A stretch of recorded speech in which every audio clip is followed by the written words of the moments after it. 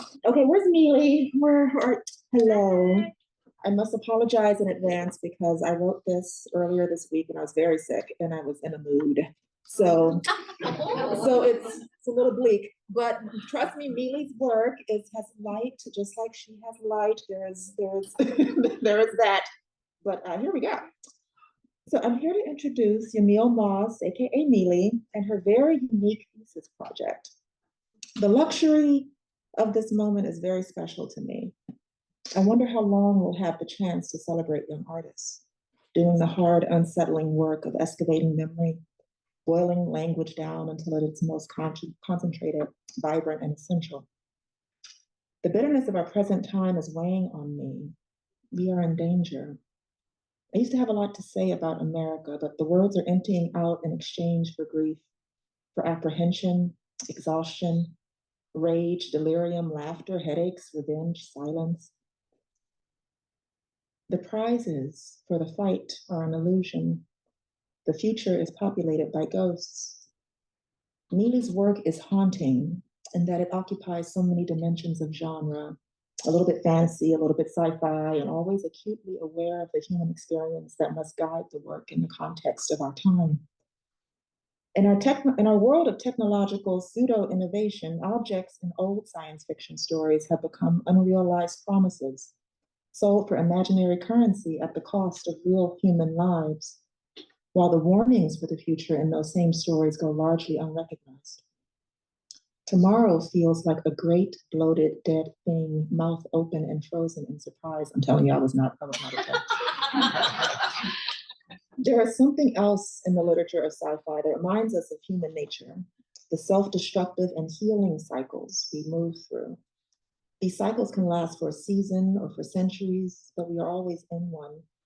Whether our tribes be human or alien, our weapons, lasers, or pistols, the truth about people will persist. They will love at the center of the earth, war among the stars, and careen gracefully across time to save a life. I cannot give you hope today, but I can remind you to remember this moment, this free moment where we stand ready to celebrate new art, unrestricted, unfiltered, uninhibited by commerce, law, or the whims of unenlightened men. Let us celebrate this free moment gifted to us by each other and welcome Yamille Moss. Oh, hi. I'm sorry. Oh my gosh, Venita. Yeah, things are kind of bleak. I recently finally got around to finishing Power of the Solar. Oh, yeah. Yeah, it's very heavy and very bad and also great time to get around to that. But yeah, firstly, I kind of want to thank my family. They're not here. Some of them are watching. Hi, my siblings, my parents have always kind of really inspired me and encouraged me to write all kinds of weird, nonsensical stories. Very cool. And thank you to the faculty and all of my peers, really, anyone who's been kind to me since I've arrived here at Fresno State. It has meant so much. This is not an experience I had in undergrad. It's very isolating. Thank you, especially Jefferson, Venita, so you really all the faculty. If I ever had a conversation with you, you were nice. I'm so grateful. So go ahead and pull this up. Gonna read two excerpts. The first one is sort of going into one of my main characters, Mayanoke, and the source of her name, and the second excerpt deals with the big space monster. So I'll go ahead and get started. Mayanoke revels in the fantasy of having an easy name. A name already condensed to one syllable or ending with a casual E sound. When she gives her real name, she has to show so much of herself. She has to nod through the, wow, that's unique, so pretty.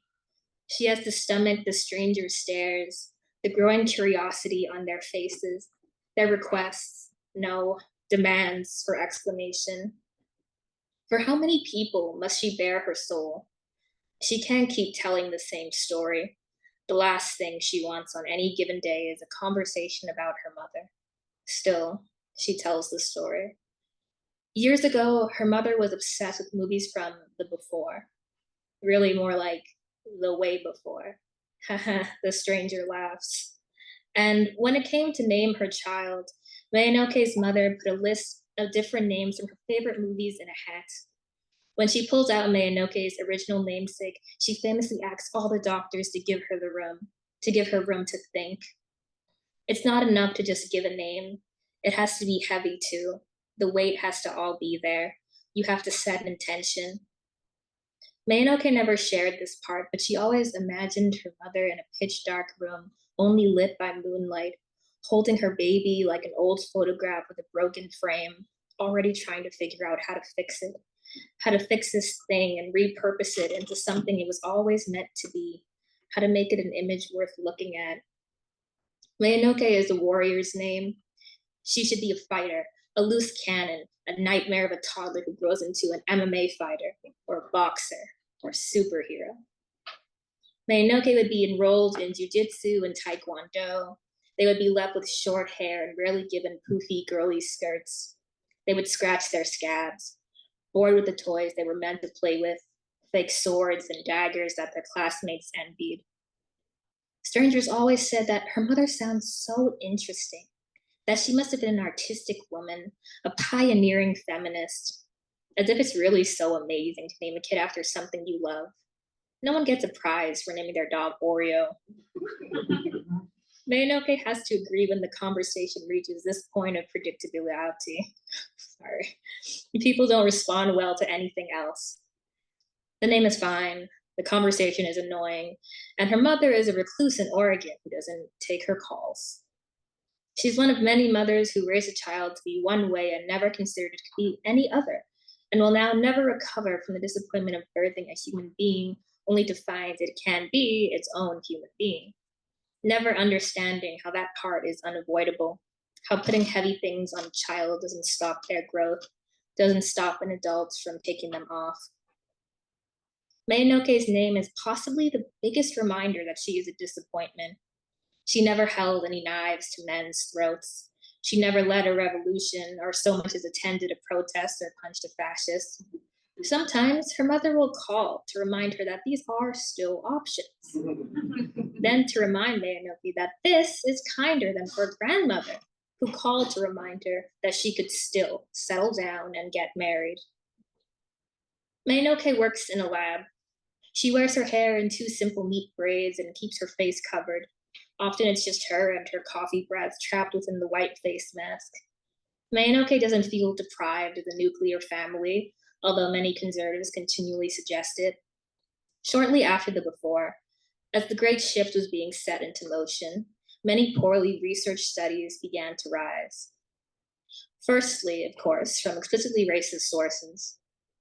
They argued that the children of the future being deprived of a natural, normal nuclear family would grow into psychopaths, that they would have no respect for anything, not authorities, not science, not any states, as if the centuries of daddy issues somehow pointed to girls needing to see their mothers cheated on. By the time babies like Mayanoke arrived, these arguments had already been massively disproven and shut down. But babies like her prompted a different discourse entirely. First, they were called designer babies, and they were just for the rich. It was their way of picking and choosing genes, the most expensive and effective way to ensure that their baby had the right look, the right skin, pale, or a light shade of ethnically ambiguous. Colored eyes, a big favorite of the rich at the time. The list goes on. Then it trickled down to the upper middle class and eventually just middle. Now they were called custom babies. Scientists and doctors offered a limited amount of physical traits to choose from. Hospitals and insurance companies advertised it everywhere. Ensure your baby has the right look to get the right future. Finally, a way for so many stout and self-hating parents to avoid nappy-headed children, as hair coils were decidedly out when the ambiguous look craze took over. It wasn't all bad, though. It made the birthing process much less painful. For this reason, some people called it evil. This argument somehow overtook the playing God argument. Some women bragged about having painful hospital births, but avoided questions about their baby's perfect complexion and heterochromia. These custom babies grew up with issues, not so much physical ones as ones of identity. Then more than ever, children's voices were silenced. Macro influencers complained about their perfect little girls not wanting to wear their designated colors. Controlling upper middle class fathers were angry to learn that custom designing a child actually did nothing to their personality. Their sons, modeled off of old soldiers and first person shooter video game protagonists, were still capable of being vegetarians and gay. The rebellious phases were hard. College age adolescence was even harder. So many girls tried to get the tight curls and coils they were denied. Misguided people spending and spending on body modification or trying to. Eventually, it was decided that custom babies are property belonging to their parents. This meant children could be sued for piercings and contacts. They could be arrested for transitioning. Public opinion changed again. Custom babies were once again the subject of much scrutiny, this time not as a concept or a new technological advancement, but as people. They were now ungrateful beacons of sin, statistically likely to be huge disappointments. The cosmetic industry stepped in. Invest in yourself instead. People needed no convincing. Mayanoke's mother was one of many introverted nerds with too much money who happened to get in on the trend. Nearly 2 decades ago, Mayanoke's mother combed through her unnaturally straight hair and parted down the middle. I'd heard that women cry, I guess from joy, or maybe the pain, or maybe just hysterics, but I didn't cry. You cried, because you were supposed to, but I didn't, I couldn't. You just didn't look like me. You didn't feel like me. I held you in my hands and you were so small and you were so light, I got mad. Did they make you lighter? I kept asking. Did you make her lighter? I didn't ask them to do that. You're gonna give my baby an eating disorder. Her mother laughed. And then you looked at me, just like this. Her mother pulled her face into a tight, intense stare. And you just started wailing, started crying so hard, like you knew what I said. Thank you. It's gonna go first.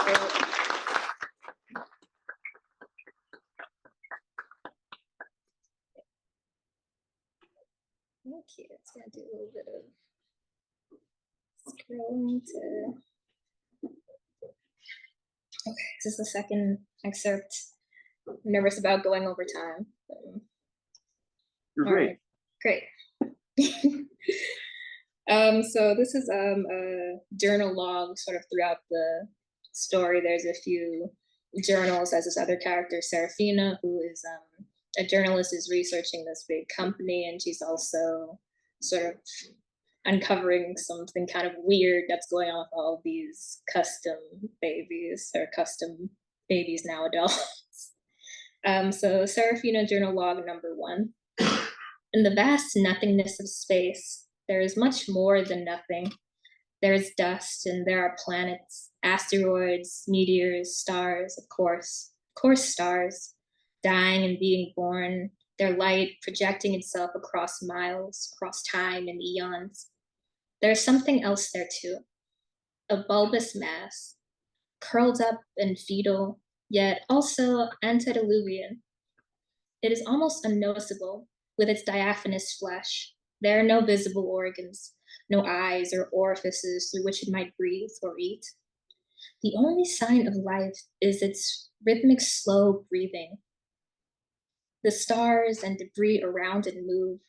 They rise and fall at a steady pace. It is unclear whether this beast is a mammal or not. I do not believe there are any records of mammals, or any animals for that matter, surviving in space. Regardless, the creature is a hibernator. One is inclined to believe, when they think of hibernation, that for several months the hibernator is asleep and never stirs. This is both a grave misconception and mass generalization. Hibernating animals do wake, though the frequency of their waking is dependent on their specific biology. For instance, some animals wake every few weeks before resuming their rest. The truly interesting thing about hibernation is the fact that it is a period of metabolic declination. Body temperatures drop, so do heart and breathing rates. The creature, however it functions outside of hibernation, is considerably weaker while hibernating. I have no reason to believe that it's a demonic beast, though it's true I live in fear of it. I have only seen it in recurrent dreams. In these dreams, I am floating a few feet away from it. The earth is so far behind me that it's nothing more than a dot. Sometimes I look back to face it, but most of the time I don't. More often than not, I try to decipher the shape of the creature. I attempt in vain to uncover details beyond the vague outline of its body. The space we share is cold, but not freezing. It feels no different than standing in front of an open fridge. It is comfortable enough until it isn't. There is a sudden onset of heat. Everything around me moves, shakes uncontrollably. The earth gets closer and closer, and whether I look or not, I feel it behind me. My own temperature drops. My body sets into a cold sweat, and something tells me to close my eyes. I do. When I open them again, I'm much smaller. Perhaps, I think, I've been this small the whole time. My sickness only gets worse. It brings nausea and a migraine, body aches and sores. I barely notice that I am no longer floating, that I lay flat. I am in the beast's hand. It moves me slowly, slowly upwards. There is no face, only an eye, glowing and cyan, a singular sclera. The creature keeps its eye on me. The dream divulges here. There are nights where the creature simply drops me unceremoniously. I fall, sick and scared and alone. Then there are nights when the creature puts me somewhere else. I don't know how it does this, how it manipulates time or my psyche. In these variations of the dream, I'm a little girl again. I'm doing pirouettes or dancing with my mom. I have no memory of the beast until I happen to see the eye, until my eyes flicker over to my backpack on the rack, a cyan pin on it. Focusing on the pin, I find the longer I stare without blinking, the easier it is to configure a face. Sometimes I almost see it completely. Mostly I get scared. Mostly the world around me becomes nothing but eyes, the walls, the floor, my backpack and shoes. All variants of eyes, human and animalistic. I am trying to be good about this. I'm trying to be good about waking up in a sweat in the middle of the night, having to turn over my photos and anything in my room with a circle on it. I'm trying to be good about the way this affects my sleep. I'm trying to not reveal anything to my superiors, to make it obvious that I'm not sleeping until the morning light rids my room of dark corners and hidden eyes. I know that I am paranoid, that a creature way out in space cannot reach me. I know that I've always been a scared child. Still, the more I close my eyes, the more I see, the more this creature appears to me.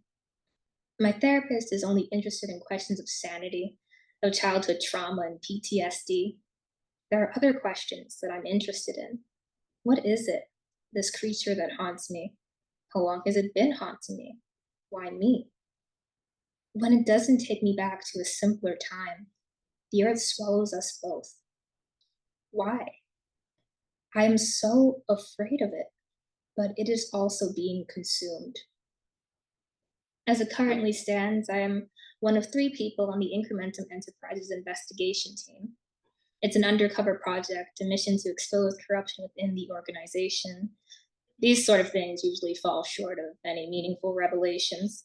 Even if and when we do uncover something vile, sexual assault, misconduct, discrimination, Incrementum owns half our city, owns half of the world. They will buy us off, pay us off, or shut us down. I've told my superiors that this is a waste of time, but someone at the top is convinced the endeavor is worthwhile. This time we'll find something. In my research on Incrementum and their spearheading of the solar geoengineering business, I have uncovered something far more interesting. Records of a being in space, records that date back to the very beginning of life as we know it. I've begun compiling these records in my journal. I still don't know the role that incrementum plays in all of this, if any at all.